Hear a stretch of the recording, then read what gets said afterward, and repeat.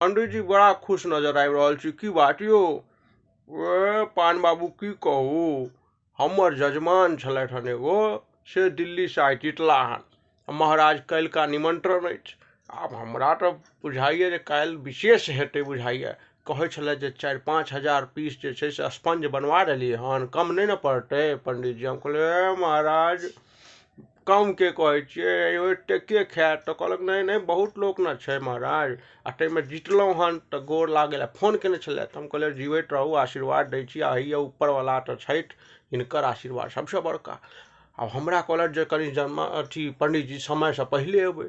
तऽ हम कहलियै जे भाई समयसँ पहिले अयबै तऽ ताहि लए तऽ कनि टंच हेबाक चाही व्यवस्था। साइकिलमे हवा कम छलै, ओकरा ठीक करेलहुँ हन।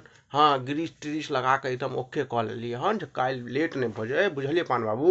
ओहो हाँ, तऽ ताहि दुआरेसँ आ बालो बच्चा सबके कहलियनि जे बौआ तू सब एकदम बढ़िआँसँ तैयार भऽ जा। हाँ, काल्हि हुनका ओतऽ जाइके छै, कहलथि हँ सबके लऽ कऽ आबै लए। तऽ हम कहलियै बुच्ची सब तू सब तैयार भऽ जो, आ बढ़िआँसँ काल्हि जे छै से एकदम जायल जेतै, बुझलियै? झरझर जय जयकार भऽ गेलै महाराज। एतेक नीक, एतेक विशाल जीत भेलै हन ने यौ पान बाबू। माँ से तऽ तहन तऽ काल्हि हे जमि कऽ खाय पी। महाराज 4 दिनसँ पेटे खराब यऽ यौ, की खायब? अच्छा खेनाइ हेतै हमरा तऽ बुझल यऽ, लेकिन पेट नहीं ने जरलाहाके साथ दऽ रहल यऽ। बड़ा गैसके समस्या भऽ जाइए। ई बाल बच्चा सब खेतै?